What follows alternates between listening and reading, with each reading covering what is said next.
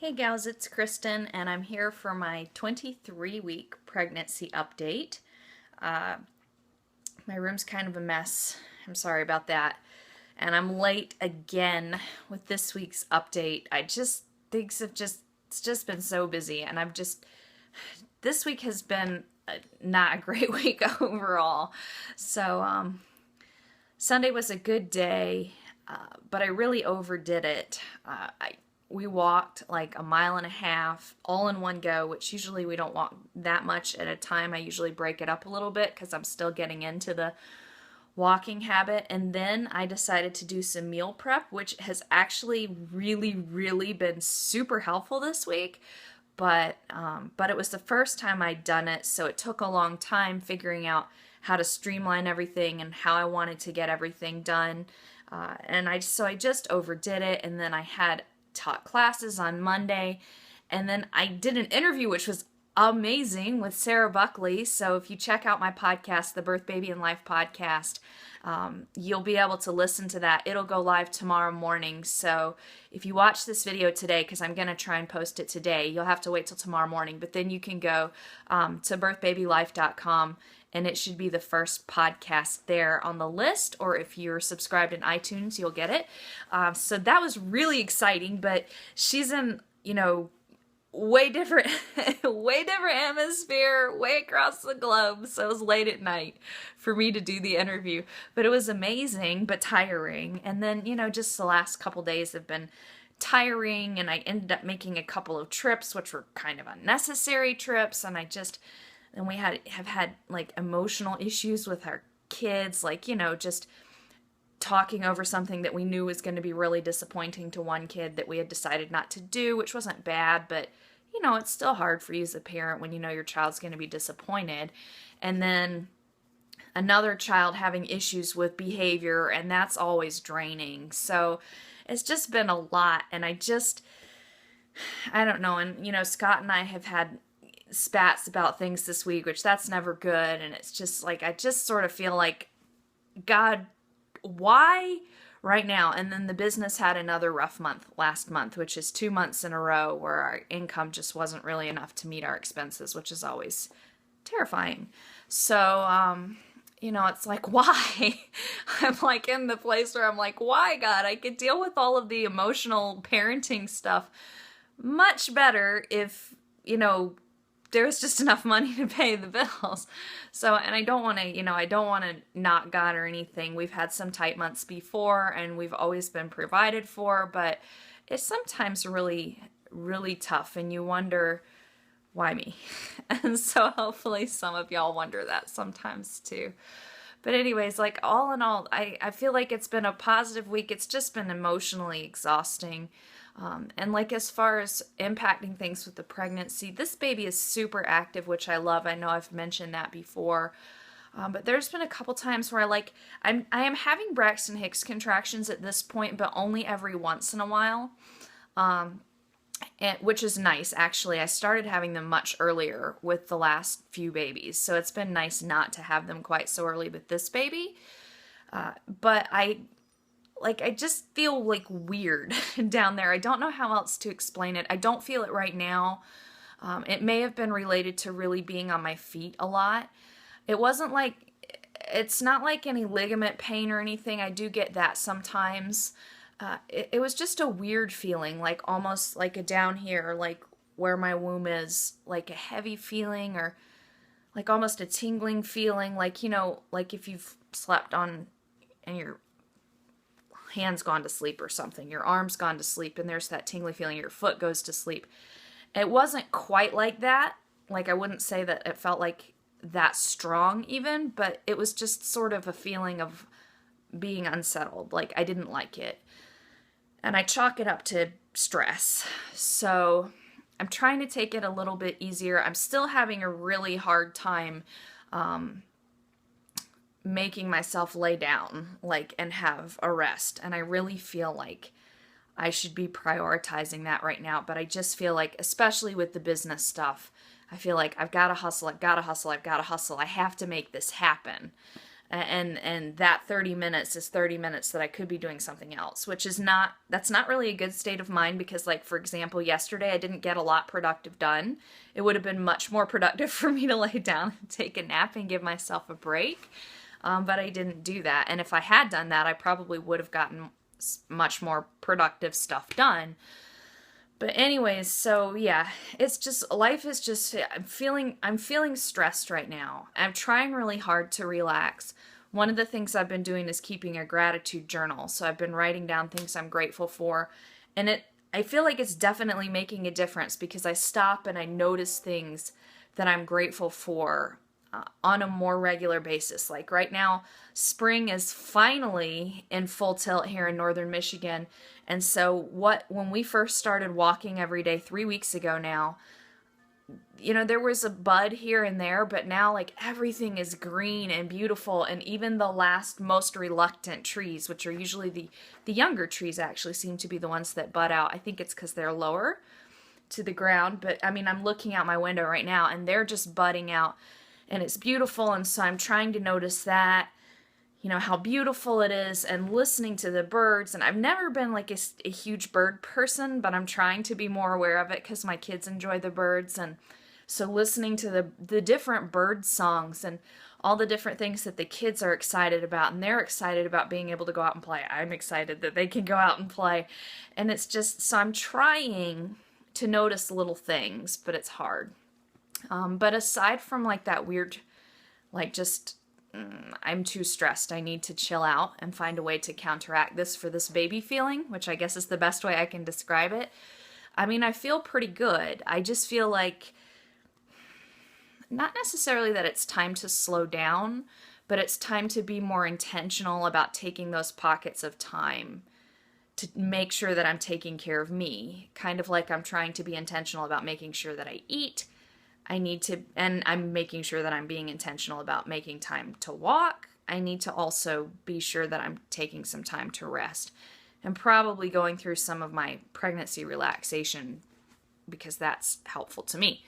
So anyways, aside from that, I don't really think that anything like pregnancy wise is different. I don't know if I've mentioned the Braxton-Hicks yet, but I've been having them for at least a couple weeks. It's probably been about a month since I was at a birth where I had like a huge one while the mom was having a contraction at the birth, but that's the only one. And I've definitely noticed them more since then, but it's still really sporadic. Like I don't even know that I could say I notice them daily. So that's happening. A couple of you have asked, I've gotten a lot of comments on the videos lately, which I really love. So some of you asked about the Fitbit, how that was going. I still really love it. I haven't hit my goal every day. Last week we had tons of days of rain in a row. So if any of y'all have any hints for getting in your steps when it's raining and you have a relatively small house, we have no stairs, which I think would be helpful.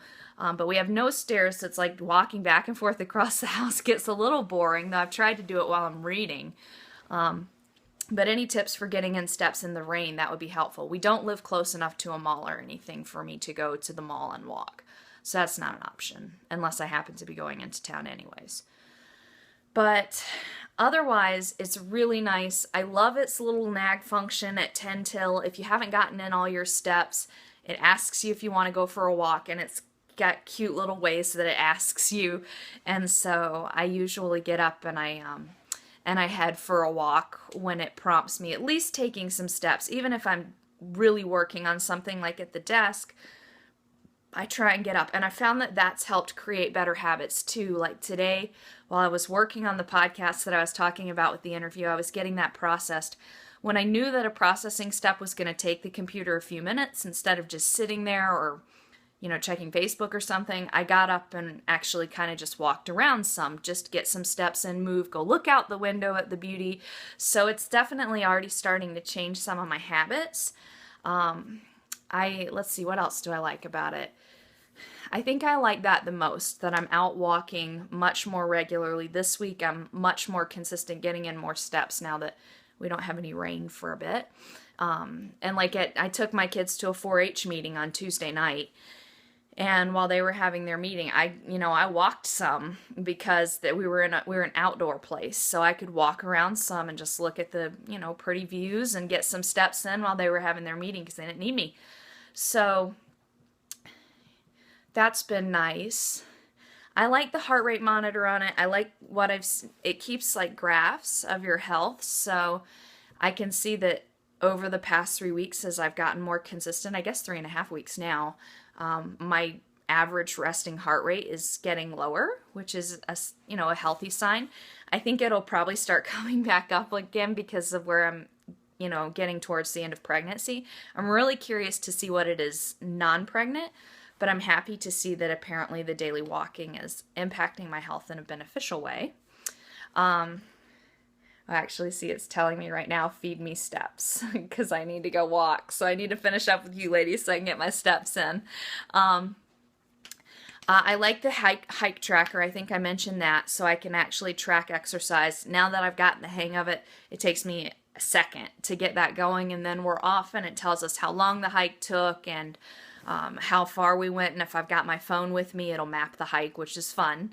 We always walk around our property, but I still think that it's fun because sometimes we take different paths and different trails. So anyways, I'm really liking it. I think it was a great gift, and I feel like it's been really beneficial to help motivate me and just to help start, like I said, establishing some of those habits that I feel like ultimately will help me to be healthier. The other thing that I mentioned was the meal prep. I feel like that has really been helpful too, even though I overdid it on Sunday with getting everything ready. I don't think it'll take as long this Sunday. I already knew that it was easy to do chicken in my Instant Pot chicken breast. You can do a whole chicken too, but I still like roasting a whole chicken in the oven because I think it makes better skin for the chicken. But anyways, so I can do my chicken breasts, and I also tested ground beef, which I was skeptical of, but the results have come out very well, which is nice when you're feeding a supersized family or when you want to do meal prep in bulk. It's really nice. So I can put the chicken in, cook all the chicken in one go in our Instant Pot, and then put the ground beef in. I still have to do the ground beef in a couple of rounds. I don't know if maybe next week I'll try and put more beef in there now that I've finished the experiment, but but I can let the Instant Pot do that. And I also tried hard-boiled eggs in the Instant Pot for the first time this week, which turned out really well.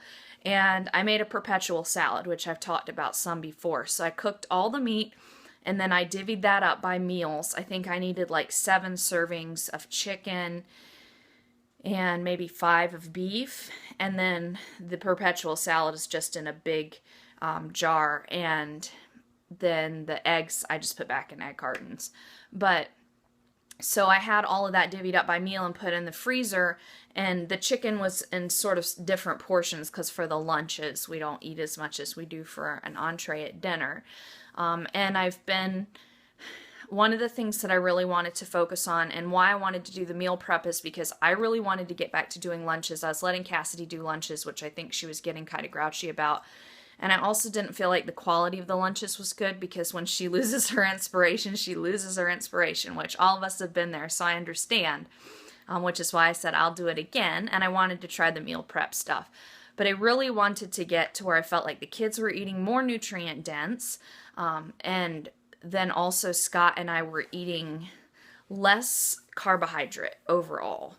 So the kids, I still try and make sure they have like a major carb with every meal.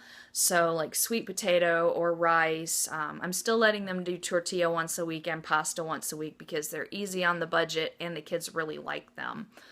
But on the other days, I'm trying to keep it to more whole foods, especially like sweet potato, which is also super easy to do in the Instant Pot. I didn't do that like on Sunday. I've just been doing that throughout the week, but I can just throw it in the Instant Pot. We got these massive sweet potatoes, so I have to put them in earlier. Usually 30 minutes is good, but these things are huge, so they need a little bit longer. But it doesn't take much effort to throw them in with a couple cups of water. And then for Scott and I, we've been doing like A lot of, well, like 3 days a week, we're doing a huge salad with shredded chicken and other stuff like the perpetual salad mix. Because I cut the lettuce on the day, scoop on the perpetual salad mix, and then add the shredded chicken, a little bit of cottage cheese to give a protein boost. And I've been putting a half an avocado in there for each one of us too, because they're really good for us and they're filling. And then on the days that we don't do that, I've been doing more like a stir fry for Scott and I. So either like a ginger beef stir fry or a chicken stir fry or a creamy chicken with broccoli and cauliflower kind of stuff.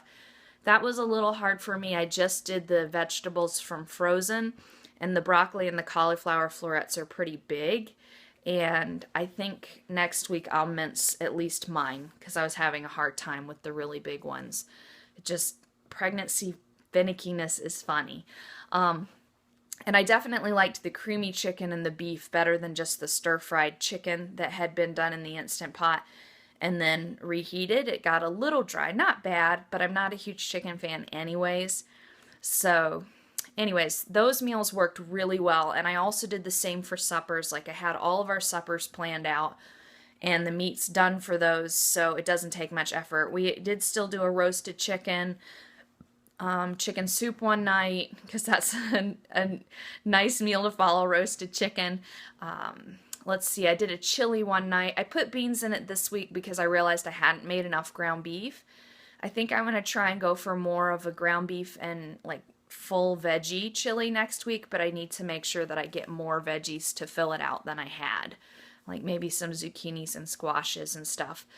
But, you know, just a few tweaks throughout the week. Overall, it's been a huge success. It's made meal prep way easier for me. And it's helped me to make sure that I was the one doing meals and that we were getting good quality meals, but it wasn't taking a long time, which is a big thing for me. It can't take a long time because I'm just too busy to be in the kitchen for very long, really any day except Sunday.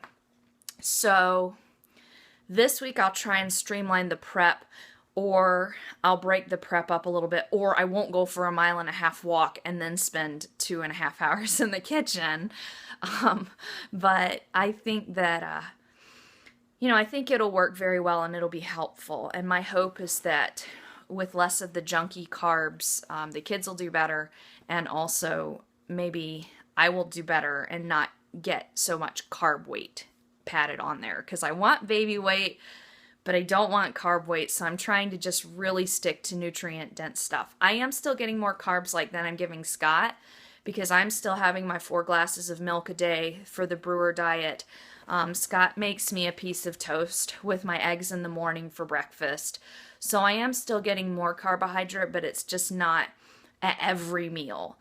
The fruits that we've had some apple slices, but in general our fruits are pretty low carb too. So anyways, I think that's pretty much it for this week. I'm hoping that next week, I have a mom who I'm assisting at her birth who she's past her due date, so I'm hoping she goes into labor soon, and then another mom who's due soon.